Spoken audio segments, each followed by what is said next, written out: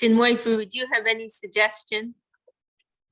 I don't know if we already spoke about this or not, but the importance and the difference between Diksha Guru and Shiksha Guru, have we spoken about that? We did speak about that. Okay. It was about a month ago or something like that. Yeah, not too long ago. Should I say something on it again? Or? If you want a really challenging question, we had one from Doya just the other day. Okay, what was it? So we're told, Harinama, Harinama, Harinama, Kevalam, Eva Kevalam. The only way is chanting the holy name. That's the only way. But we're also told that really the only way is through Guru, through Sadhu. So how do we adjust that? Like, I mean, could we just chant the holy name? We don't need Guru, or we need Guru and then the holy name? Like, how does that fit?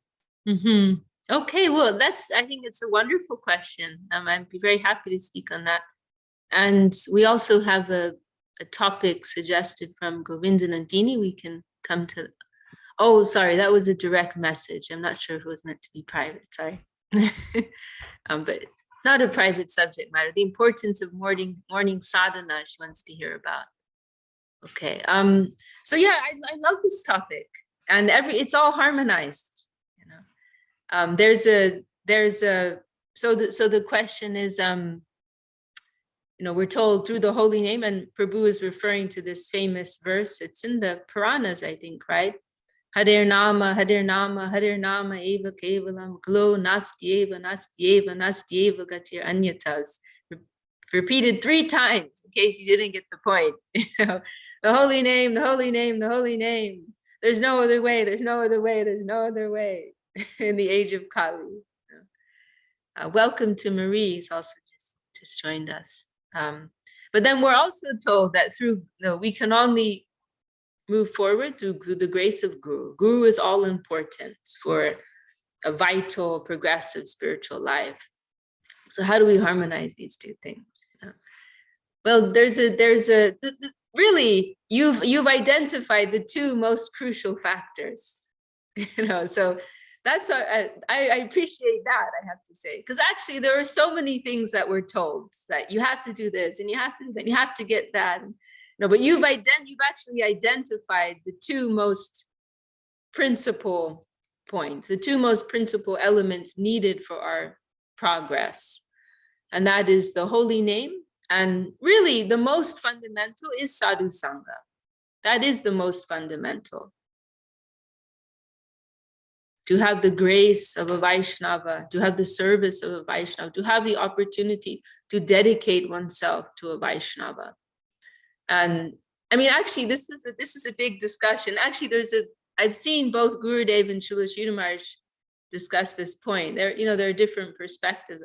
I feel rude because you two. Let me turn around this way. We have. Yeah.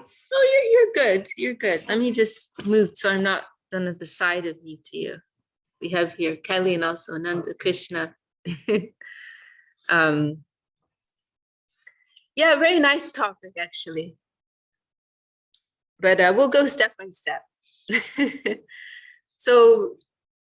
Okay, prayer of Jagadananda Pandit. What is it? Sadhu Sangha, Krishna Nam, A Matra Chai. Samsar Jinitar, Kon Vastu Nai. Sadhu Sangha, Association of the Saints. This is Sangha without an H, by the way. We're having a debate on the spelling of Sangha. Sadhu Sangha, Association of the Saints, the Vaishnavas, and the holy name, A Matra Chai. These are my only 2 desires. These are my only desires, these 2 things. Samsar Jinite Ar Kon Vastu Nai. Samsar, there is no other way to become free from samsara, from this entanglement of worldly existence.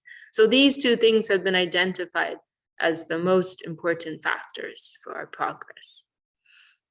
And then these things are also harmonized we see in different expressions of our saints, of our gurus. what's the final verse of every chapter of Chaitanya Charitamrita. This is our scripture on the life and teachings of Lord Chaitanya. What is the last verse? Shri Rupa Sanatan. That's it. Yeah, thank you. Shri Rupa Raghunath Padejar Ash Chaitanya Charitamrita Kohe Krishna Das. The Kaviraj Goswami is the author of this Chaitanya Charitamrita, this wonderful scripture. And at the end conclusion of every chapter, he makes this statement that aspiring for the feet of my gurus, Rupa and Raghunath, aspiring for the service of my gurus, I am telling the glories of the Lord, right? So like in that shelter of the service of my gurus, my teachers, I am glorifying, I'm singing the glories of the Lord.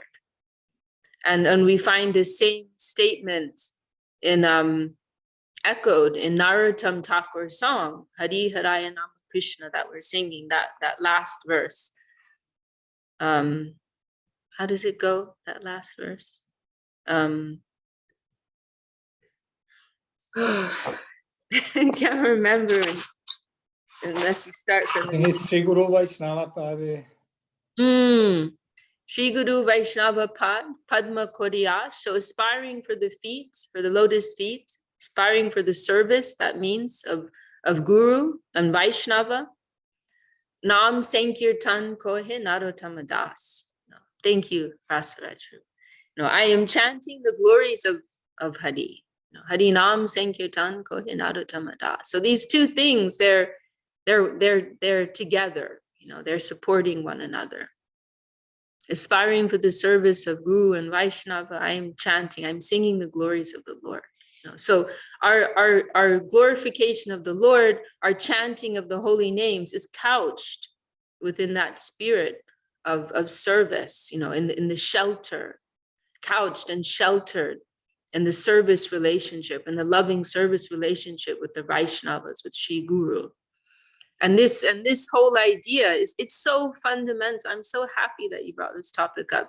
This whole idea is represented in our logo, in our Mat logo that our Gurudev Srila Govinda Maharaj personally designed, right? Showing this image of a lotus flower in a body of water, and under the rays of the sun.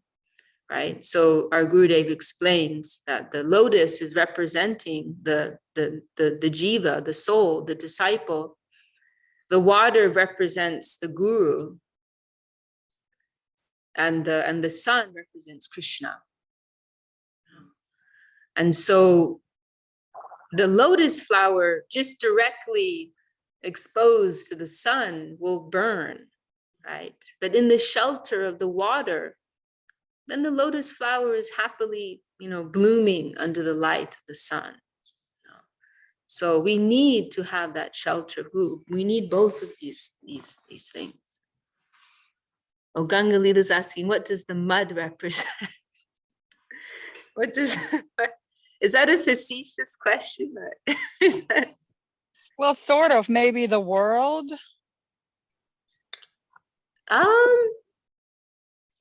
Well, this is from another angle, but our Gurudev, he did make this comment, and perhaps it's something mentioned in the scriptures or by our previous gurus, but that this is a different discussion actually, that the beautiful lotus flowers, they can appear in mud, right? And our Gurudev actually made that comment in reference to the Western devotees, that we're coming from, from the Vedic perspective, an uncivilized society. But, blossoming in devotion, becoming so bright, in devotion. So But that's another discussion. In direct response to your question, I don't know if I have an answer. I haven't heard. I don't think it's so relevant here. But yeah, these are the main points. So these two things, they're supporting one another. And then another thing here, which has also been discussed, as I mentioned before, by Srila Gurudev and Srila Sridhar Maharaj, is that, you know, depending on one's stage of development, then there may be slightly more emphasis on one or the other.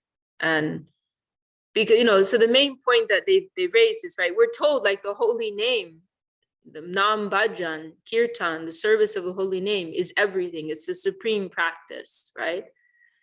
But at the same time, in our current stage, we're not able to vibrate the pure name, right? You know, we're not able to just, you know, sit in a cave and genuinely directly connect with that holy name. You know, often, you know, on the other hand, we're sitting and we're thinking, oh, I don't feel like chanting my rounds. We're not always getting this bliss that comes out of the holy name that we hear about in the scriptures, right? And so this is where sadhana comes in, right? And this brings us to Govinda Nandini's topic, you know, the importance of sadhana, a regulated practicing life, where even if you don't exactly feel like doing it, you will do it with a smile on your face. This was one definition that our Gurudev gave of sadhana. That which you don't want to do, you will happily do.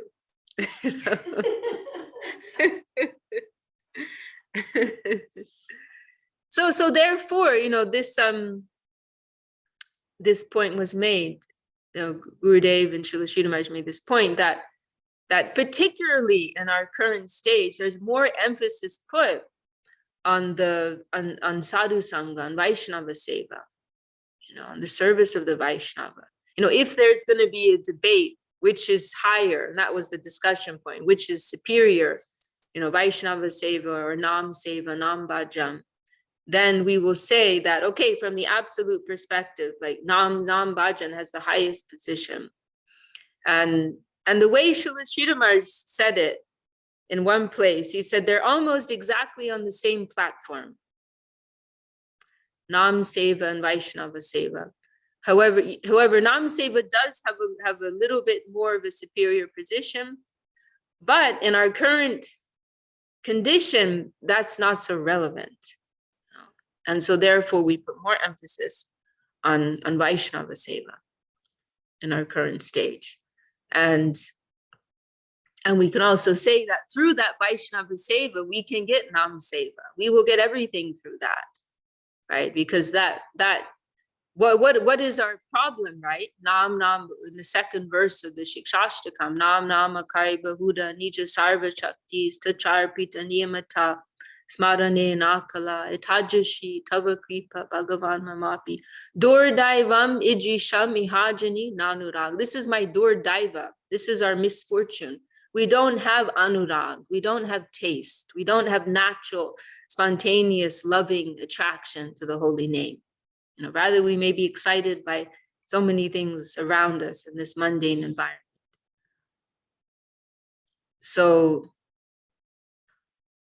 But we will get that through the Vaishnava has that anurag. The Vaishnava has that taste, that pure love for the name.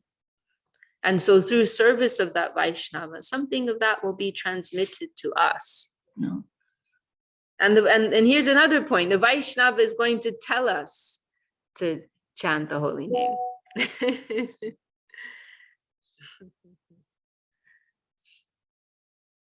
So we will really get everything through that. You know, in my own case, you know, I've had an interesting journey in this regard, you know, because in the beginning, I didn't have any interest in kirtan, didn't have any interest even in the philosophy, you know, but, you know, we loved Gurudev. You know, I thought Gurudev was the most wonderful.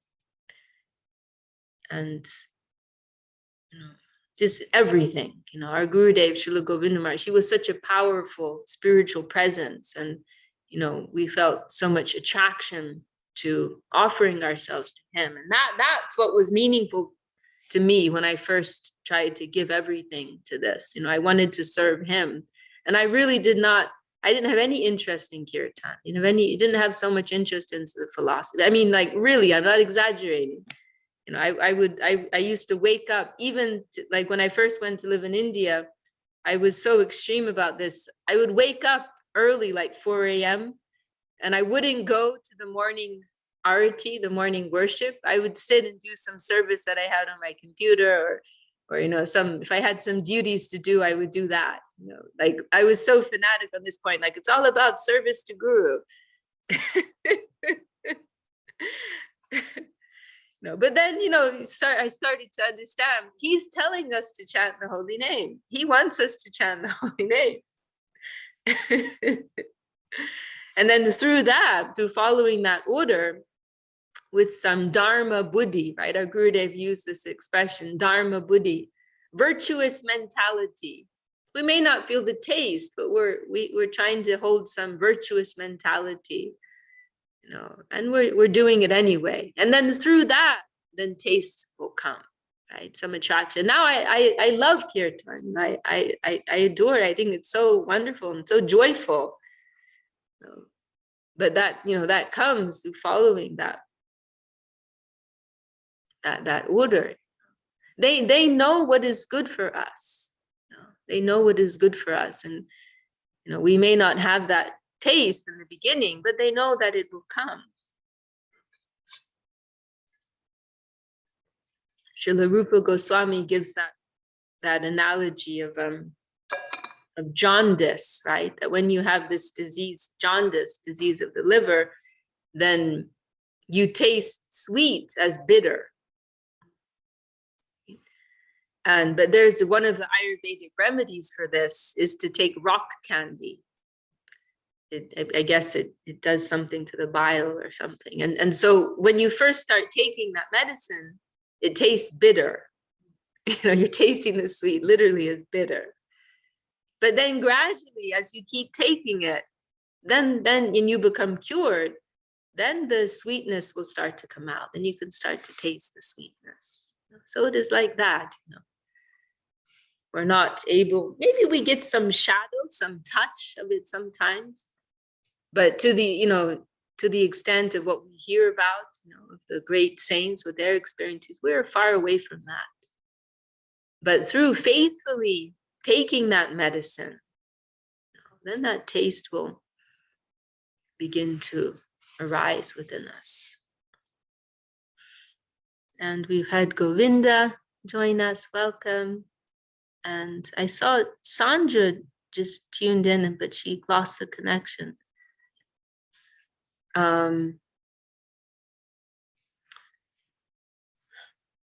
So yeah, very, very nice topic, Chinmay Prabhu. Do you want to add anything else to that? No, that's very nice what you said. Appreciate it. And Doya's listening. She understood everything. I mentioned also too, like where is the holy name coming from? It's coming through Guru. Mm-hmm. So in that way too, we are also getting everything from Guru, because the holy name has to have power attached to it. Mm-hmm. Power is coming through Guru. He has the ability to give that connection. Mm-hmm. And Srila Sridhar, he liked to quote this one line, I'm not sure where it's from, Vaikuntha Nama Grahanam, that we want to take that name which has descended from Vaikuntha, that name which, in other words, that name which has its source in the divine plane. And therefore we have to have the connection of a saint, of a genuine sadhu, because they can give that to us.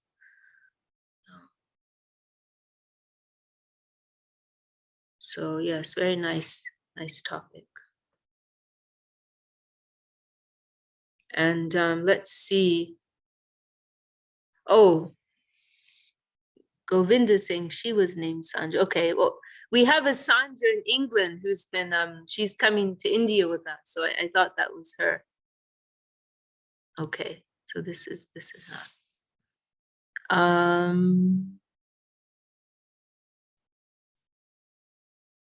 So let's see. Govinda and Dini also wanted to hear.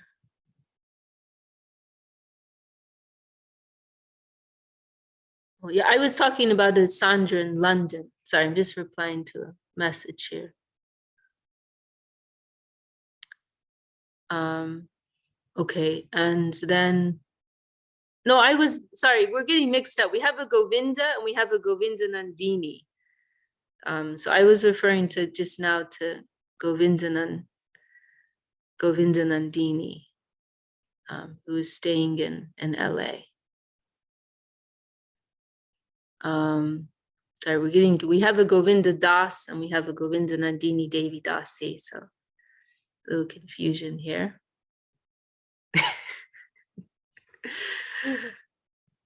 Okay, so Govinda Nandini Devi Dasi was asking earlier to hear about the importance of morning sadhana. Yes, it's what can we say? It's very important.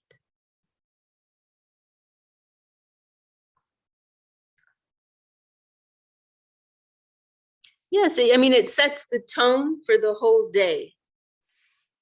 You know, our Gurudev, he was asked once, like for people living in the Western world and, family lives and jobs, what's like one simple thing we can do to help keep us on track. And this was the advice that our Gurudev gave. First thing in the morning, make some schedule. Make some schedule. Set the tone of your whole day with some spiritual practice. And he also, it was very special because it was the only time I'd heard him speak like this. He shared his personal practice and his personal meditation. And he said that in Calcutta, in his room, he had an altar set up, like a simple altar in his bedroom, where he had pictures of our main deities in Navadvip. And there was a picture of Hanuman there also. And who else? Do you remember, Chinmoy Prabhu? He mentioned a picture of his Guru Maharaj, of course. Maybe Swami Maharaj Prabhupada. Like this, it's principal deities. And he said, every morning, first thing, as soon as he got out of bed, he would make some prayer, some meditation upon them, please, connect me, engage me like this. And then what he said was that, because he traveled on a world tour, almost every summer or throughout the year also. And so he said, wherever he was in the world, when he would wake up, then he would mentally offer prayers to that altar, even though it wasn't physically in front of him, but mentally he would offer that prayer, meditate upon them, and begin. He would begin his day like that. And this is an interesting point about bhakti, actually, that the like before, we're meant to offer before we do it. Because it's more in the line of, it's more mixed with the world of karma if we do it and then we offer it. So starting our whole day, like from the very beginning, setting the day with that intention of offering everything, like, may this day be engaged in your interest, in your divine service, please connect me, that will completely change our whole day. That's aligning ourselves with that divine spiritual current. Not like we're doing it and then like as an afterthought we're offering it, but from the beginning, like if we're going to cook something, before we cook, actually, like some of you may ask about, people may talk about like making the offering and everything, like you make a physical offering to your altar, but actually you're really, you're meant to start offering before, you know, like before you start cooking, when you're going to buy the ingredients, that changes everything too.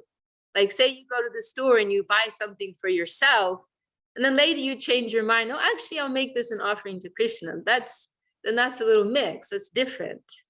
No, but the real pure mood is from the very beginning, you're consciously thinking, I want to get these ingredients, you know, then you're thinking, oh, I'm going to make an offering for Guru, for Vaishnava, for the Lord, and like from the beginning, and then step by step, you know, at every stage, you know, it's all an offering. This is the mood of devotion.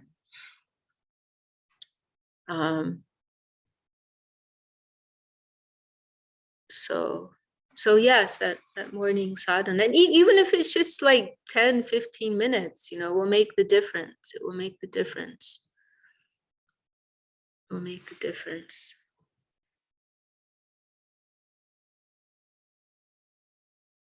Govind and Anjini, maybe we can speak afterwards if you want to share these particular quotes with me. That would be nice. We can have a little catch up. Does anyone else want to bring up any other topic? We still have plenty of time today. Well, I can add something to the what we Please. you was talking Yes, about the please. holy name and the guru. Yes. Srila Guru Maharaj used to say that actually we have to receive the holy name from the proper source. No, like it had to be the name had to be from the spiritual name, the pure name. Yeah. Because otherwise, he compared that to shooting like a blank bullets. They make a sound, but they have nothing inside. So I think that also in that way, we have to receive the name from the proper source, from the genuine source. In that way, the holy name have an effect. Another thing that I also hear about that is that when the guru give initiation to a disciple, normally they give some minimal rounds they have to chant every day. They can be 16 or another amount, but they say that in case that we have enough service, that we have no time to chant the holy name can be chanted for a minimum. So that means that the service to the Vaishnava, service to the gurus, sometimes even more important. It's not like the opposite. You will leave the service to chant the rounds. You leave some rounds to do service. So in that way also, it's like an indication that the service is even more important. And another thing that also I remember to hear about the holy name, that they say that in this material world, the most subtle element is the sound. So the holy name has a big importance. But they say in the spiritual world, the sound is the most gross element. So they say also that the Srila Guru Maharaj used to say that the holy name will be in the background. So instead of the activity. So all these things together, it means that the holy name is important, but I think that even the service to the Guru of Vaishnavas is like the most important thing.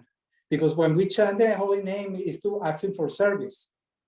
But we don't do service to get the holy name. I mean, it's like that's what I feel from Guru Maharaj and Srila Govinda Maharaj said about this. Yes, that's what I wanted to share with you. Very nice, Prabhu. Nice.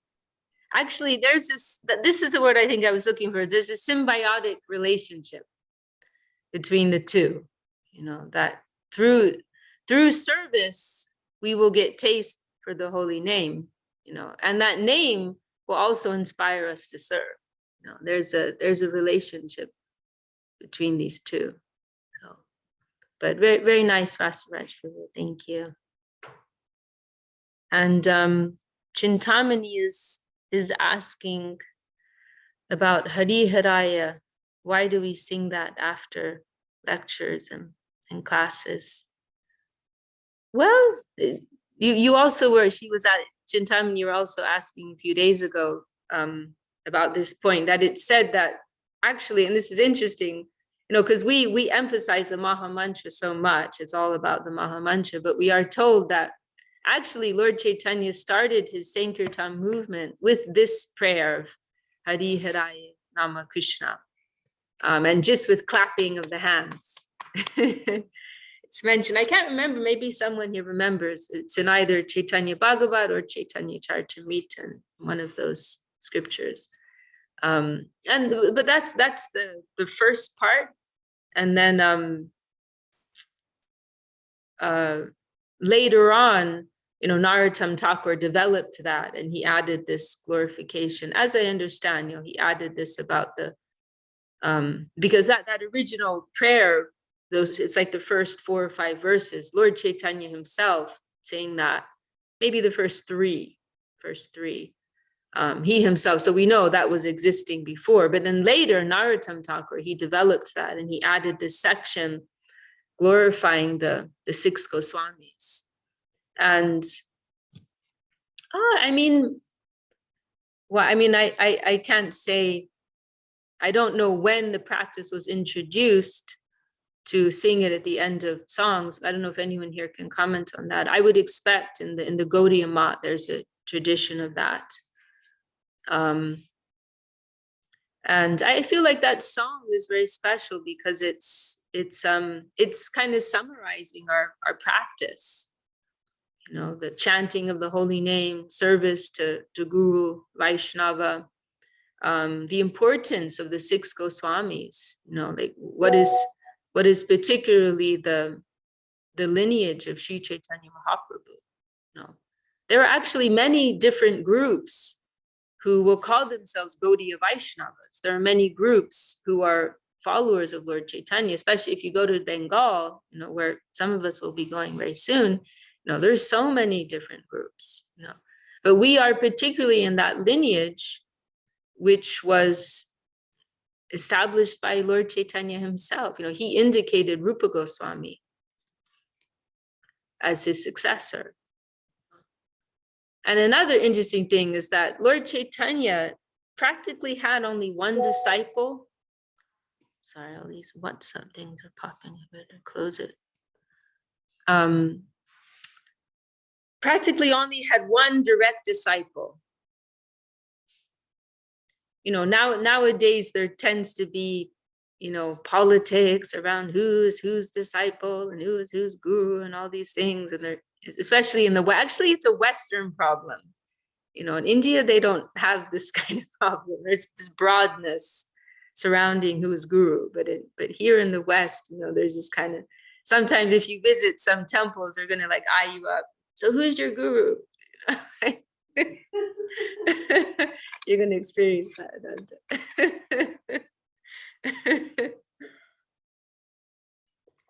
But in the West, they don't really. Sorry, in India, there's a broadness, you know, that's surrounding that, and you know, and Gurudev mentions that often you can't. It's difficult to find out even who someone's guru is. Like if you're trying to find for Vaishnava some few hundred years ago, you know, you'll have to do some research to find out who, because it wasn't emphasized, you know. Like they were all in the family tree, all part of the family. And maybe they took from this person or that person, but they're all part of the same family. So Lord Chaitanya himself wasn't really giving initiation, and many of his followers were in a kind of organic way, you know, giving the holy name. But it is mentioned that Rakreshwar Pandit may have been his only disciple. And this Rakreshwar Pandit, you know, his lineage is still continuing today. If you go to Puri, you know, there's a temple, the Radha Kanta temple, where the Gambhir is, you know, where Lord Chaitanya spent his final days. So there's actually like a direct lineage. You know, this is what we would call Diksha Guru Parampara. Okay, we're going full circle to Chinmoy's topic at the beginning. So we can answer in an indirect way. So there's actually a Diksha Guru Parampara, by which I mean like the physical succession, guru, disciple, this is a Diksha Guru Parampara. But what we follow is called Shiksha Guru Parampara, or sometimes I believe it's referred to as the Bhagavat Parampara, where the emphasis is placed on the connection of instruction, not necessarily physical initiation, but who we're feeling that heart connection with, who we're feeling that, who is like representing the message in the purest way. They're included in our Guru Parampara. We have some persons in our lineage of gurus, we have some persons included who didn't physically take initiation in this line, but because they made an important contribution, because they later came and gave their hearts to this, surrendered to this fully, then they've been included. So this is an interesting point, right? Lord Srila Sridhar Maharaj, he makes this point in one place that, Mahaprabhu, Lord Chaitanya, has his own direct lineage that's continuing. Why aren't we following that line, right? From one perspective, you could say we should all be there. Because Lord Chaitanya indicated that the true essence of what he wanted to give, that divine current would be continued, would be carried through Rupa, Shri Rupa. And so we have this term, Rupa Nuga Dara, the current of the followers of Shri Rupa, and that is being carried by qualified, Vaishnavas in our line. That current is moving, and being carried at different times, becoming manifest, appearing through, different persons at different times as as time passes. So Lord Chaitanya, he indicated Rupa, Shri Chaitanya Manobishtam Stapitam Yena Bhutale Swayam Rupa Kadamayam Dadati Swapadantikam. Beautiful prayer by perhaps Raghunath Goswami, that, Swayam Bhuta, when can I get the foot dust? When can I get the dust of the holy feet of Shri Rupa? Who fulfilled the heart desire of Shri Chaitanya Manobishtam. What was most ishta, what was most beloved to Lord Chaitanya? Stapitam Yena Bhutale, that was known to Rupa, and Rupa established that in this world. Rupa knew the heart. Rupa knew the heart of Lord Chaitanya, and he established that in this world. So this is what has been understood, by our gurus, that the real transmission was happening through Rupa Goswami. And sometimes we have to use that discerning eye. Where is the current moving? It may not be in the physical succession. It may not be where you expect it. But we, with an inner eye, with inner vision, we should be able to detect where is that truth appearing. Maybe in an unexpected place. Srila Sridhar Maharaj uses this term, this wonderful expression, the zigzag line of the truth. The zigzag line of the truth, and he refers to this aher ivagati premna, that describing the crooked movement of a snake. How divine love moves in this way. It won't be necessarily be moving in a linear way where you most expect it, but it may move in a Krishna likes to be a little crooked. Krishna enjoys stealing even though he owns everything. Krishna likes setting things up so it looks like he's having an affair, when actually, they're all his in the first place. Krishna likes to steal butter, he enjoys that.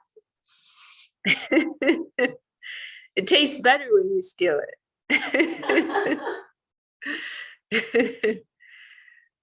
So this is how Krishna likes to operate. So things may not be as you expect. Things may not be as you expect. And we have to have that inner eye, to look past the objective surface. Our Gurudev, he liked this I think it's a British thing, maybe HMV. Do you have that in America? HMV. It's a music record. It's an old music record company. They're very big in England. But they had this, one of their old advertising images. We did talk about this not too long ago. Is an image of a dog up. You've seen that, maybe? You've seen it. Maybe. I've seen a picture. They had a really cute little dog. Yeah. In front of an old-fashioned Gramophone. Yeah, you remember it, yeah. Yeah, so this dog, so the HMV, his master's voice. Oh, Marie says, I think here it is RCA. It is RCA. Yeah. Yeah, so HMV, it stands for his master's voice, right? So this dog is hearing his master's voice coming from the gramophone. He's running there, right? He's recognizing that. So our Gurudev made this point in the same way. We want to have that type of ear, that type of eye, to be able to detect where is that message flowing. Where is it coming? Because if we're too fixed on the external aspect of things, we will be deluded. And Sean has joined us. Really? Yeah, he just tuned in a few minutes ago. Hey, Sean. Sean, your friends are here, still in Ojai. Hi, Sean. Hello. Can you see him? Yeah. Sean saying hi. Okay. Okay, Sean, too much information. No, I'm joking. He said he's grooming, so he can't talk. He's a professional boutique cat and dog groomer, the top rated in Santa Barbara County. Okay, dog. He's clarified. Boutique cat and dog. We have a few more minutes. Does anyone want to share any thoughts or ask another question? Chinmoy Prabhu, anything you'd like to add? Okay. Well, Govinda Nandini Devi Dasi did want to share a quote that inspired her this morning. So maybe we have a little time. Do you want to read that now, Govinda Nandini? Sure. Let me find it.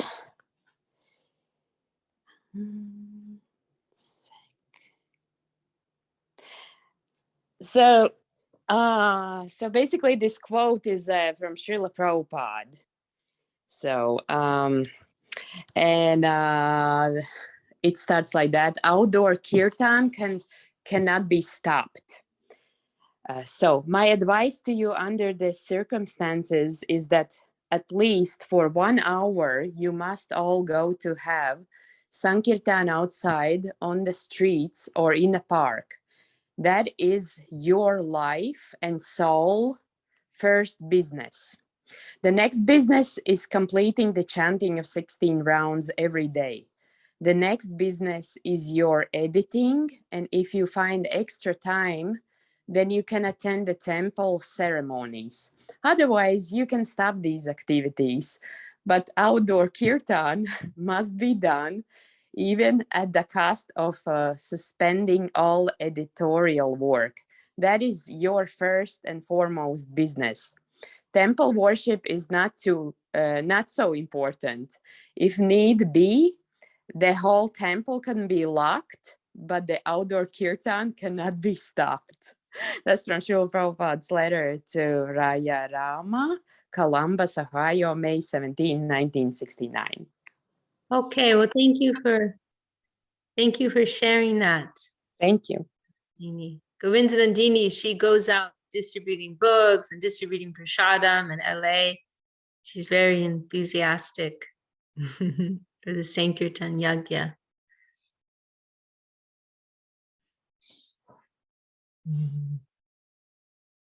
We still have a few more minutes.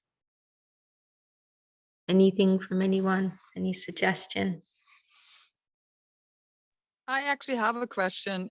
Does it qualify as a outdoor Sankirtan. So what I almost do every day is I chant out loud when I walk on the beach, but it's not, I don't chant to the people and they don't chant back, it's a solitary thing.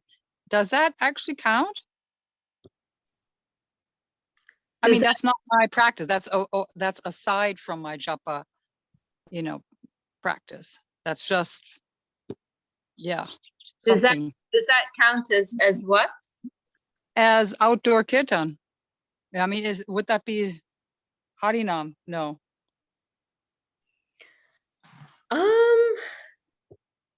Well,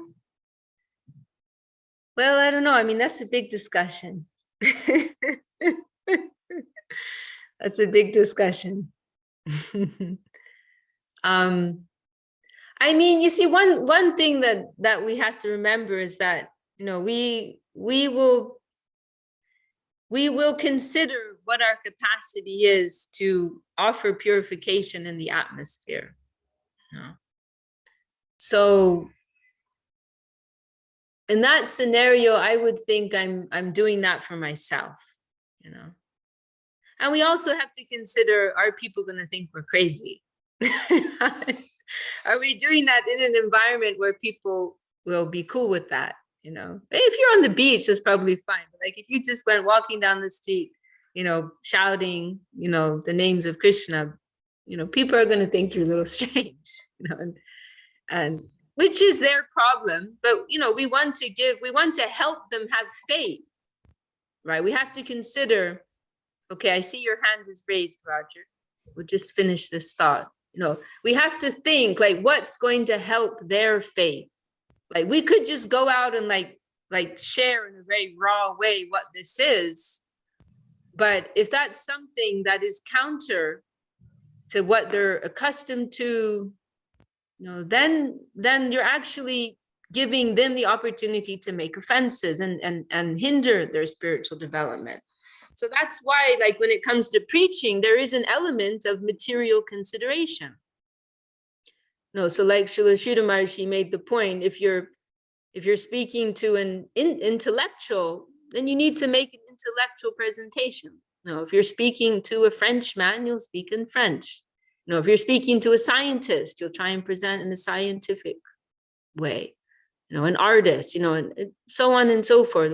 There will be some modification. This is what preaching is about, that there has to be consideration of how these people will be able to appreciate this. How can we put a container on it so that they can appreciate it?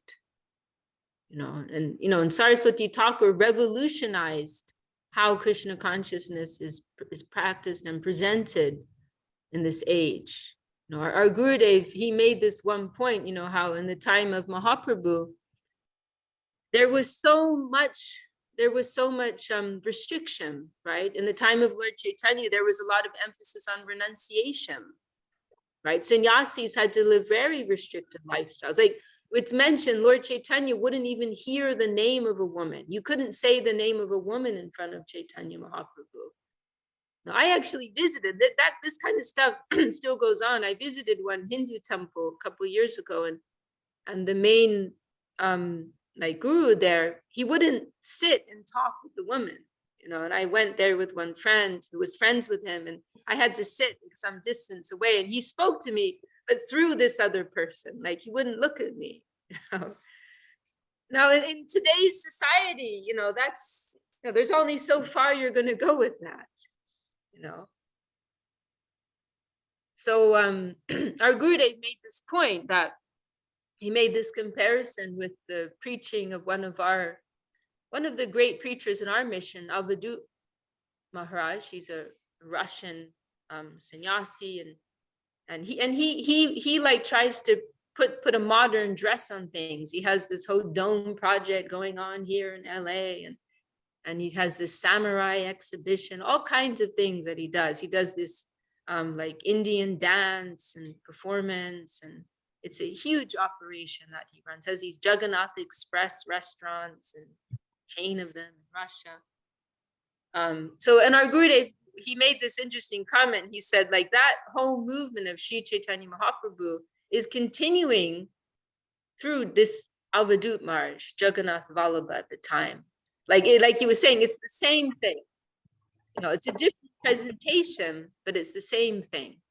So when it comes to like sharing the kirtan outdoors, you know, our Gurudev liked that it would be done in a dignified way. You know, sometimes, sorry, could we turn off? There's some mic going here. Can we turn? Oh, thank you.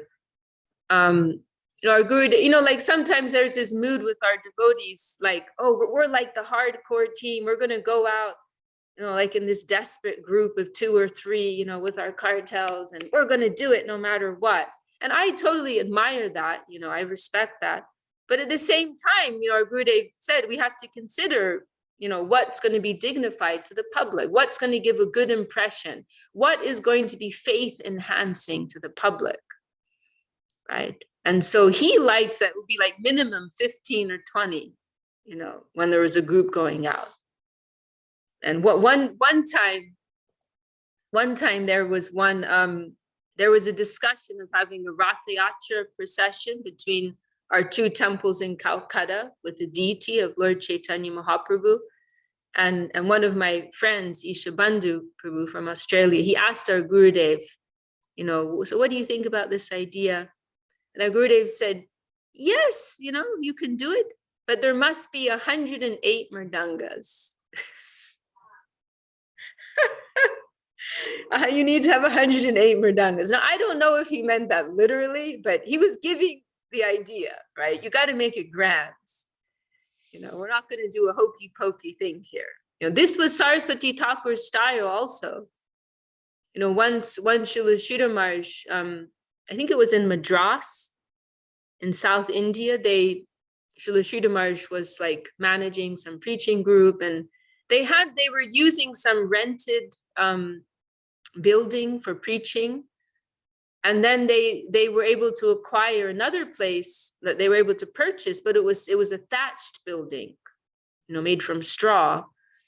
And Srila Sridhar, and so then they sent some letter to Saraswati Thakur, like giving a report and telling, oh, now we've been able to purchase our own place. And Srila Saraswati Thakur was alarmed to hear this, and he sent a telegram, you know, which was expensive, you know, and like you only do that in urgent situations, sending a telegram. And it was like cancel thatched building, resume previous propaganda, like stop, you know. That was the telegram that he sent. Like he was alarmed to hear this, you know, because when he heard like a thatched building, like that's gonna look, you know, rinky dinky, some village thing. He wanted something grand, you know, something impressive. But then later he saw it, and actually it was done very nicely, so he approved it. That's what I remember. So there has to be some consideration. Our Gurudev, he mentioned once, who comes with me must dress nicely. You know, like sometimes there's this mood, like, you know, you get absorbed in your spiritual life and you just let everything go. And you know, I went through a phase like that. You know, I remember like once I hadn't looked at a mirror, and I don't know, was it months or years? When I was living in India, I didn't have a mirror. You know, one day I went to Calcutta and I had to buy something, and I looked in a mirror and I was shocked. Oh, this is what I need. I need to, you know, take care a little bit, you know. you know, because we're a preaching mission. Like if we're gonna go live as hermits in the forest, then it's fine, you know. But if we're a preaching mission, we want to show people this is something dignified. Why did Saraswati Thakur ride in a motor car in Vrindavan? You know, and he explained, which was totally, you know, like off the wall, you know, a 1930s Vrindavan for a sadhu to come into Vrindavan on a motor car, when the previous, you know, like Rup, Sanatan, the Goswamis of Vrindavan, they're walking barefoot, wearing like very simple loincloths, living under trees. And Saraswati Thakur is coming in a motor car. You know, this was nobody could understand. All the temples closed their doors to him. But this was his idea, to show we're not going to imitate our gurus and their simplicity. Rather, we want to stand for the dignity of, we will use all the wealth and all the resources of this world to show the dignity of that higher plane of simplicity. So when it comes to sharing kirtan too, we want to do so in a dignified way. And so then if you're out singing like that, I would think that's for me. I would think that that's for me. And if somebody happens to hear that and have appreciation, then that's nice too. That's a bonus. That's what I would say. So, I mean, that seems to me like a very charming thing. An elegant German woman jogging on the beach, singing the names of Krishna. Oh, what a charming sight. What's she singing? Please tell me more. Yeah, exactly. I get it. That was a great answer. Thank you. Okay, Roger, your arm must be aching. You've been raising it for so long. Your virtual arm. Oh yeah, well, unfortunately, like right after I did raise my hand, then a phone call came in and I missed about 30 seconds of what you were saying, which might have been relevant. But I've just felt this lately, I guess, over the past 3 years, as I've been pursuing this Krishna consciousness, I've leaned into it more.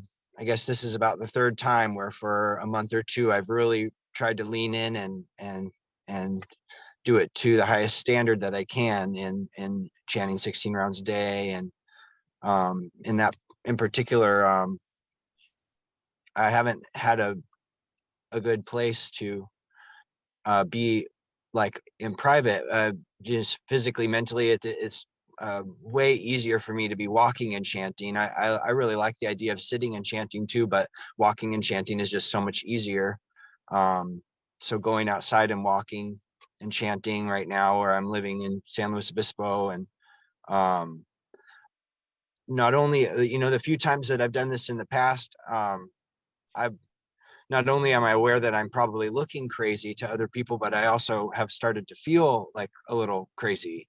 And in the past, I've allowed that to, like, I stopped, but then I stuck with it to some extent. Here I am again, feeling this way, and just, like, you said, like a elegant German woman running on the beach is one thing, but I live in a van. I actually kind of am homeless in a way, and I kind of look like I could be homeless. And then I'm walking around kind of chanting to myself. If it's quiet, then I'm like mumbling to myself, or I'm chanting louder. And there's no way in my mind that the vast majority of other people that are witnessing that are they probably all, I don't think I'm enhancing their faith, basically. I'm doing it for myself at this point. And but I've also heard this idea, like somehow there might be an offense there if I'm responsible for somehow exposing someone to a holy name, but turning them away. And this is a topic that's been coming up, came up yesterday for me at work, and just in general.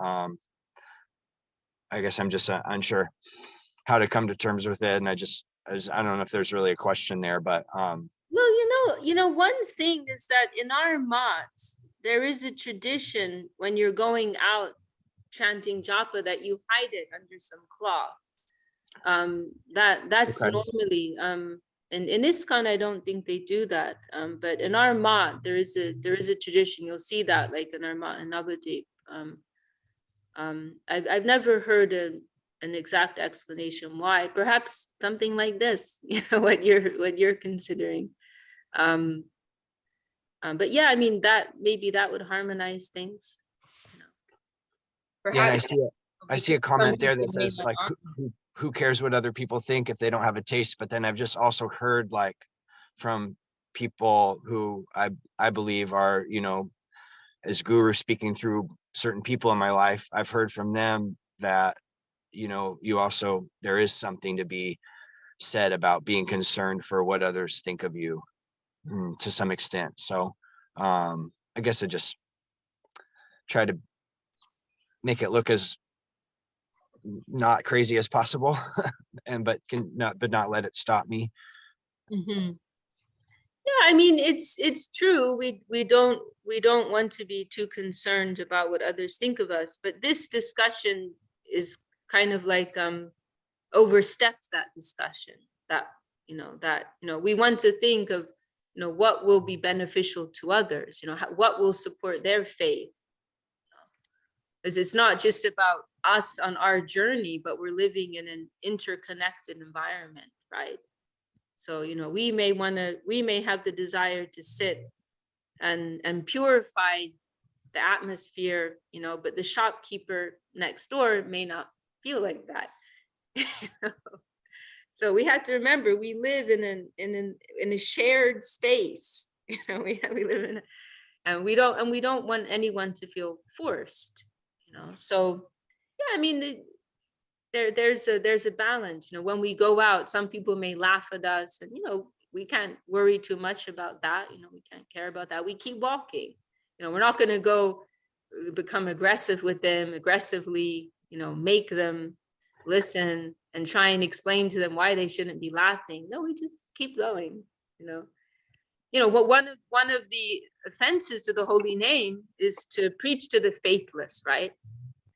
And so preach to people who don't want to be preached to preach to people who have no faith, to give the name to people who don't have faith. And so sometimes people ask this question, well, then, like, how do we speak to anyone? And the idea is that, like, we give an invitation to everyone, and then they can accept it or not. And if they say they don't want it, then we leave it at that. We're not gonna. And another thing is, we're not going to go into a hostile in an area which is, like markedly hostile. Like we're not going to go into a bar, or a brothel, or we're not going to like crash someone's party, with the holy name. Like, this is their party. You can go on with your party. So we're not going to go in places where we are inviting retaliation, right? But in an open environment, we will share this, give invitations to everyone, and we keep going. And they have the opportunity to come or to not come. We're not going to force anyone. So,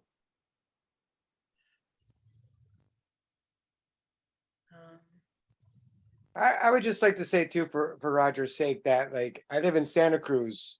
There are many people who obviously are crazy walking around, and you can tell the difference. So you chanting japa, walking around, I think people can obviously recognize you are not doing something very strange. I think that people have enough connection with religious people to understand that this person is doing something of a religious nature. Thank you so much for adding that, Chinmay Prabhu. And I was thinking a similar thing too, that I think you're being you're feeling a little too self-conscious. Because I don't think you look like a homeless person, first of all. So perhaps you do need a boost of confidence, but at the same time, you don't need to force it. I also like to do, I also feel like I focus more when I walk. But I will usually, because if it's a busy environment, I feel too distracted. So I usually try and find some quiet stretch, and I often like to pace, find some quiet area where I don't have to worry about other people around and having to make eye contact and all these things.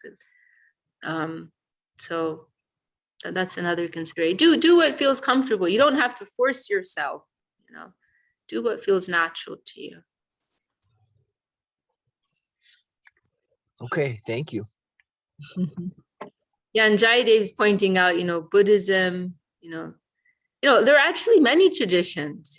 Christians also have their rosaries, and I guess they don't use these bags. These bags are actually kind of a relatively new thing. Like Mahaprabhu, Lord Chaitanya, he used to chant on. Oh, Bari just showed us her rosary. But Lord Chaitanya actually used to chant on a string with knotted string. Like that's how he used to chant, like wrapped around his waist.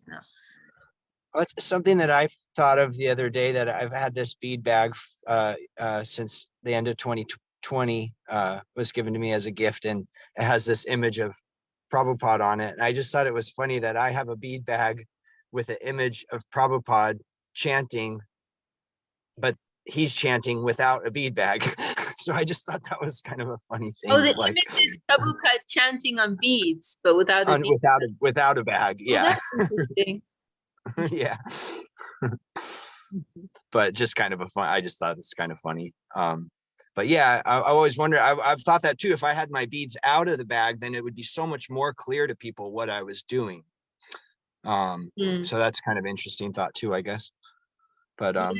I think yeah. we do that as for respect, to the some protection to the mala and respect, like that. But I don't think there's a restriction to about chanting without the bag as well. Okay. But I yeah, have I'm. to put the bag Mm-hmm.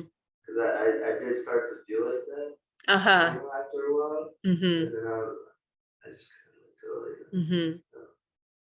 I think, Roger, you should meditate on the situation and consider in your heart. I could just think of stop telling ourselves things like, since I'm like homeless, you're not, brother. You got a place, right? Thank you, Gangalila. I will agree with that. There's lots of comments popping up. This is turning into an excited discussion here. Everyone has something to add. Okay, well, we are running over time. Does anyone have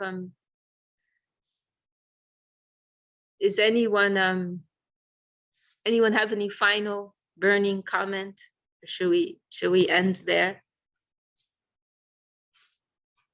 Okay, well, thank you all so much for your presence. It's been a lively meeting.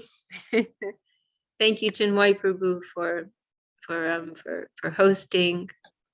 Jai Vishakha Devi Dasi ki Jai. And thank you for all the devotees for joining us. Jai, Dandavats. Jai Shri Bhakti Sundar Govindadev Goswami. Jai. Jai.